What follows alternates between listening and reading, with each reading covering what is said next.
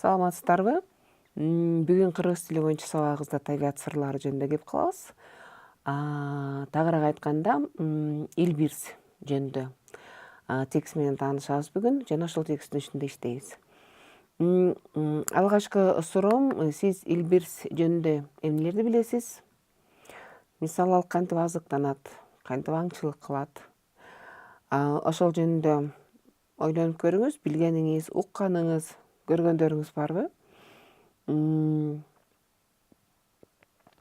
Экинчи, биз бул өзүбүздүн билгенибизди жалпы эле ушул сабакта биз таблица толтурабыз. Мына ушул жерден азыр таблицаны кандай түзүш керек экендигин айтып берем.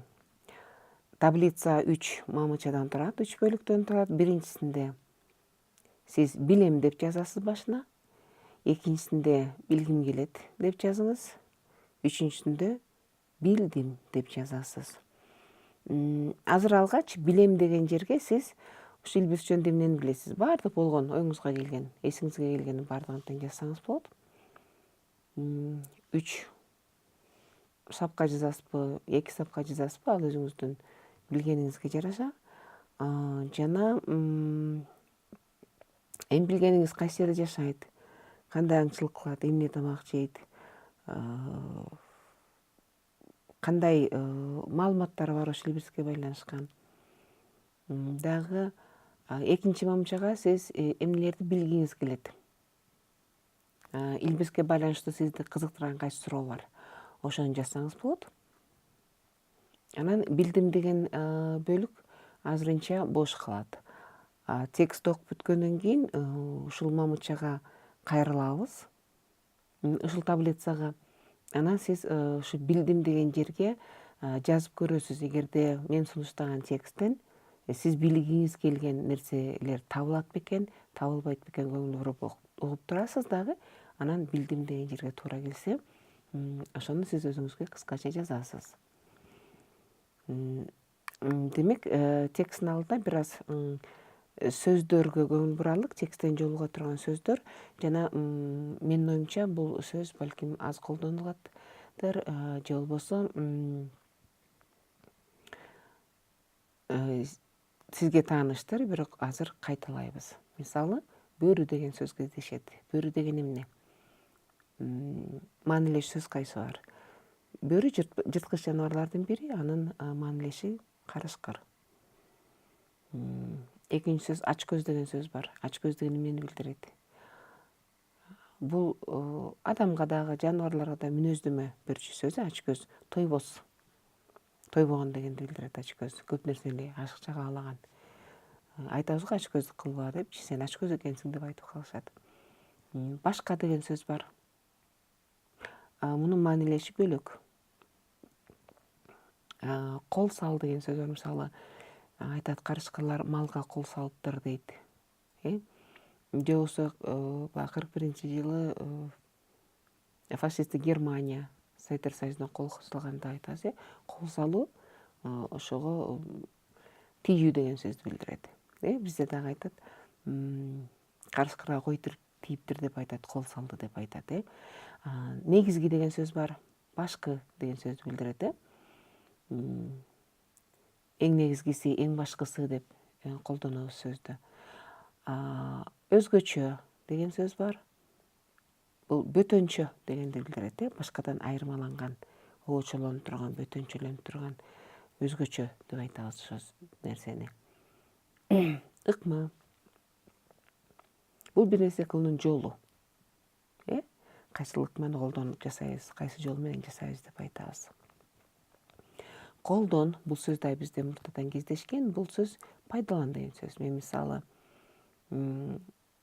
сөздүктү колдонуп, англисче тексттерди окусун десек болот. Же болбосо биз үй тиричилигинде көп техниканы колдонобуз же пайдаланабыз дейбиз. Көз көрүнө деген сөз эмнени билдирет? Бул дагы ач көз сыяктуу туруктуу сөз айкаш болуп эсептелинет. Көз көрүнө бул ачык эле, жашырынбай дегенди билдирет. Ушул эле көз деген сөз мүчөдөн, уңгудан алынган дагы бир сөз. Бул көздөй, бирок бул кызматчы сөз. Бул бир нерсе тарапка дегенди билдирет. Мисалы мени көздөй басты, мени карай басты, мен тарапка басты. Көздөй деген сөз бул жандоочтукту милдет аткаруучу сөз бул жерде. Ошол замат деген туруктуу дагы сөз айкашы бар. Ошол замат деген сөз дароо дегенди билдирет. Токтоосуз деген сөзчү. Мисалы телефон шыңгыраганда мен ошол замат барып алдым, дароо алдым. Убакыт өтүрүбөстөн, токтобостон дегенди билдирет. Жай деген эмне сөздү билдирет? Бул жай деген кызыктуу сөз, себеби бул лингвистикалык термин менен алганда бул жай кыргыз тили үчүн мисалы амоним болушу мүмкүн. Себеби бирдей угулат, бирдей айтылып, бирдей жазылган сөз, бирок бири-бири менен эч байланышпаган маанилерге ээ. Мисалы жай бул жылдын бир мезгили. Жай сүйлө деп айтабыз, шашпай деген сөз. Жай отуруп чай ичтешибиз да мүмкүн. Дагы жай бул орун, бир жерди дагы биз жай деп айтабыз. Дагы бир сөздүн топтому ушул текстте кездеше турган, байкасаңыздар текст узун болот, ошон үчүн көңүл буруп угуңуздар. Кез-кезде деген сөз бар. Анда-санда деген сөзгө маанилеш. Мезгил мезгили менен. Үзгүлтүксүз эмес ба? Анда-санда карап коебуз. Мисалы, мен энеме кез-кезде телефон чалып турам. Биз анда-санда телефон чалып турам болбосо, ушул сөздү билдирет. Ушул маани. Көз сал деген сөз бар. Көз сал деген эмнени билдирет? Карап тур. Байкап тур дегенди билдирет. Көз сала тур. Туш тарап деген эмне? Ар кайсы жак дегенди билдирет. Ар кайсы жактар. Тарап деген жак деген сөз. Туш тарап көп жактар деген сөз билдирет. Ар кайсы жактарда. Көз ал деген эмне? Көзүн алды, көзүн ала качты дейбиз. Же тескерисинче терс мааниде көз албай карайт дейбиз. То есть кароо. Көз албоо. Ал эми көзүн алып кетти, карабай калды деген сөздү билдирет. Көзүн алды, карабай калды. Көзүн башка жака буруп кетти дегенди билдирет. Ылдамдат. Негизи ылдам деген сөз бар, тез деген сөз. Ошон үчүн ылдамдат, тездет деген сөз. Жоксо дагы бат деген сөз бар. Ылдам, бат, тез бул маанилеш сөздөр. Бирок бат деген сөздөн этиш колдонулбайт. Көп чурка деген сөз бар. Кана балдар чурка кыла дейбиз, жесо чуркап келатат. Мунун маанилеши кайсы? Жүгүр деген сөз туура. Акса деген сөз бутум аксап калыптыр. Тигил бала аксап жүрөт дейбиз, же бир аксак кой дейбиз мисалы. Анын кандай синоними бар? Маанилеш сөз кайсыда? Башка сөз менен кантип айтасыз? Эмне үчүн бутуң аксап жүрөт дейбиз, Дагы бир сөз бар, төкөрөңдөйт деген сөз бар. Жосо төкөр, аксак. Бул маанилеш сөздөр. Алгач деген сөз бар, көп эле колдонобуз бул сөздү дагы. Бул эмнени билдирет? Биринчи деген сөздү билдирет. Мунун маанилеши биринчи. Түгөн деген эмне? Кайсы учурда колдонобуз түгөн? Аябай мен айылда кичинекейимде уккан сөз бар, мисалы, тигил дагы кыз өзүнүн энеси менен урушуп кетип, бир нерсе болуп, бир башка бир кошунасынын үй бүлөсүндө бир нерсе болуп, ал да ич майын түгөтүп жүрөт деген да. Түгөт деген, жосо түгөн деген сөз бул жок калуу деген сөз. Түгөттү, жок кылды, азайтты, мындай такыр пайдаланып бүттү, сарптап бүттү деген сөз. Түгөн, мисалы, акчам түгөндү деп айтабыз, акчам жок калды деп айтабыз. Унчукпай деген сөз бар. Унчукпай деген эмне? Сүйлөбөй деген сөз. Үн катпай, сүйлөбөй деп айтабыз. Мисалы, кичине бир аз унчукпай отургула, мен телефон менен сүйлөшүп алайын десе болот, Сүйлөбөй отургула. Жосо ал такыр унчукпай жүргөн кыз, демек мындай көп сүйлөбөгөн кыз дегенди билдирет. Тайман. Мисалы, ал иттен тайманды. Жосо күчүк кичинекей болсо дагы тиги иттен тайманып короого чыккан жок мисалы. Коркуп, тартынып деген сөз, жазганып дегенди билдирет. Тайманбай деген сөз коркпой, чечкиндүү. Эгер тайманбай терс мааниде колдонсок, чечкиндүү, коркпой, тартынбай дегенди билдирет. Тегерен деген эмнени билдирүүчү сөз? Тегеренет, тегеренип жатат. Мисалы айтабыз, жер шары өзүнүн огунуна тегеренет дейбиз, айланат деген сөз. Тегерен деген сөздөн тегерек, алгач тегерек деген сөз бар бул. Ал эми айланат деген сөздү мындай уңгула сөз, бул айланпа деген сөз бар мисалы. Ирет деген эмнени билдирет? Биз салттар жөнүндө кеп калганда ошо ирет деген сөздү алганбыз. Бул бир салттын аталышы болчу. Ал эми бүгүнкү контекстте бул ирет деген сөз жолу деген мааниде колдонулат. Мисалы, 2 ирет айттым. 2 ирет кайталадым. Же болбосо 2 жолу айттым. 2 жолу кайталадым дегенди билдирет. Бул биздин алдыдагы илбирс жөнүндөгү текстте кездешүүчү сөздөргө токтолдук азыр, сөздөрдүн маанисине. Тексттен бул сөздөр кездешкенде түшүнүктүү болот деп ойлойм. Азыр биз текст менен кантип иштейбиз? Албетте көңүл буруп болуш керек болот. Сиздин колуңузда кагазыңыз, калемиңиз болсо керек. Тааныш эмес сөздөрдү жаза отуруңуз. Себеби текст көлөмдүү, мүмкүн ал жерде мен атабагандагы, бирок сиз үчүн жаңы болуп эсептелгенде сөздөр кездешүүсү ыктымал. Экинчи болсо, сиз текстке чейин алдын ала түзүп алган таблица болушу керек. 3 бөлүктөн турган: билем, билгим келет жана билдим. Билем деген жерге сиз илбирс жөнүндө билгениңиздин баарын жазган болушуңуз керек. Билгим келет дегенге сиз илбирске байланыштуу эмне кызыктырат, эмнени билгиң келет эле ошону жазсаңыз болот. Ал эми текстти угуп жатып көрөсүз, ошо билгим келет дегендер тексттен табылдыбы же тилекке каршы жок бекен, ошону көрөбүз. Демек биз таблицага текстти угуп бүткөндөн кийин кайрылат экенбиз.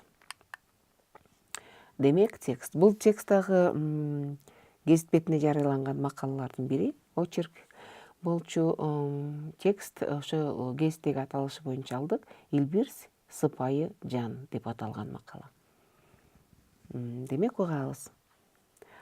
Ала тоонун илбирстери тоо бөрүлөрүндөй ач көз эмес. Илбирс сыпайы жан. Тоо эчкиби, улакпы, ал бирди алат да ошону жеп бүткөнчө башкага кол салбайт. Тоо илбирсинин негизги жегени кийик болот. Эчки, улакпы, аларды кармаш үчүн илбирс өзгөчө бир бөлөк ыкмаларды да колдонот.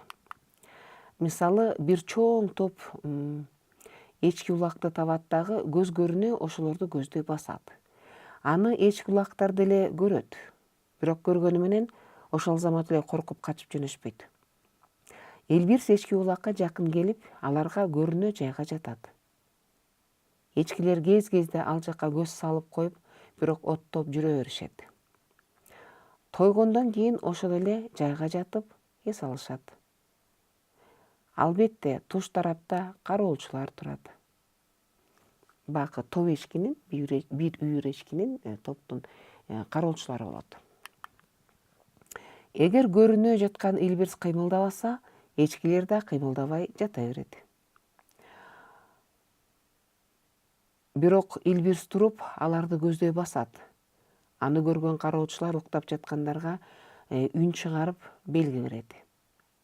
Баары ошол замат ордуларынан ыргып турушат да, топ башчылары жол баштап ары карай жөнөшөт. Башчылары илбирстин басканынан көз алышпайт. Эгер илбирс ылдамдатса, алар да ылдамдайт. Илбирс чуркаса, эчки улак да чуркап жөнөйт.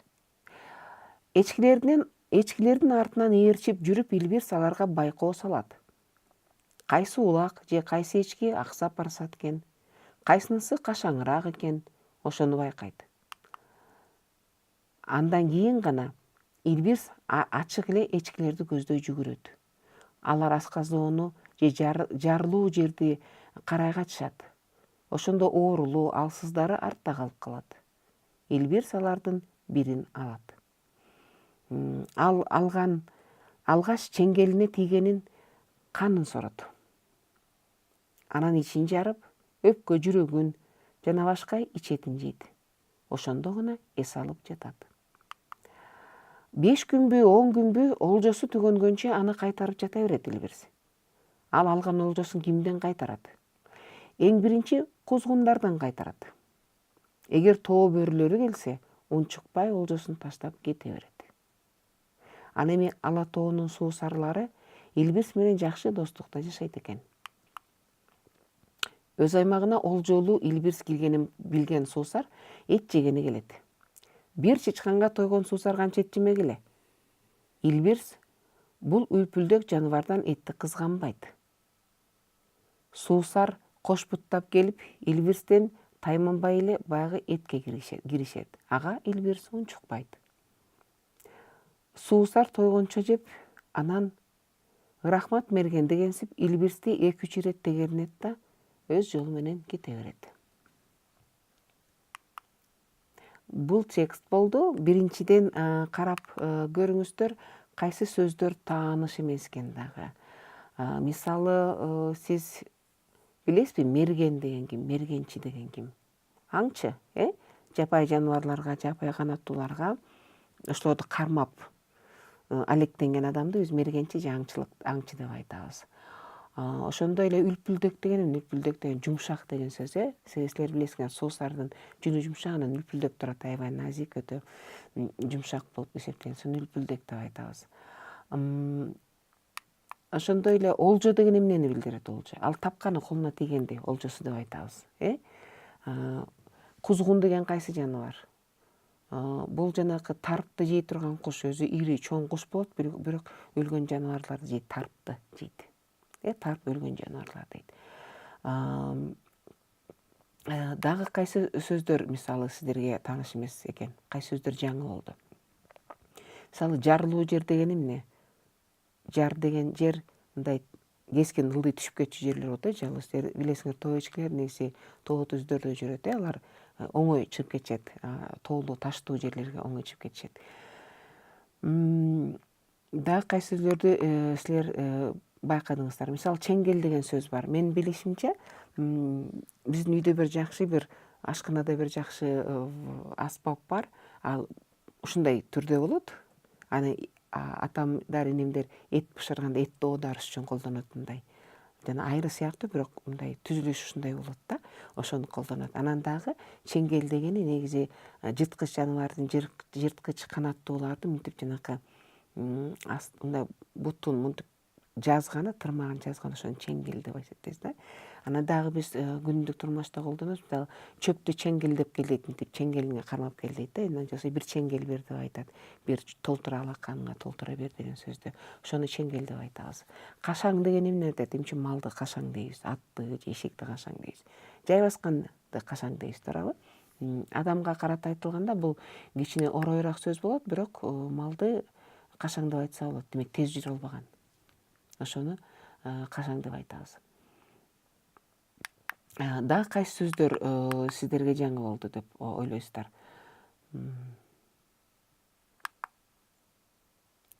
Көрүнө деген айтканбыз биз, көз көрүнө деп, бул жерде көз көрүнө эмес экен, көрүнө деп айтылды. Кароолчулар деген кимдер? Кароолчу деген бул кайтарып турган адамдар, күзөттө турган адамдарды. Же болбосо жаныбарлардын да болот, карап турат. Кээ бир мындай топ менен, үйүр менен жашаган жаныбарлардын дагы ошондой карап тургандар болот, кароолчулар болот, же күзөтчүлөр деп башка сөз менен айтсак болот. Бул ушул мүмкүн сиздер дагы тексттен кезиктирген сөз болушу мүмкүн ушулар.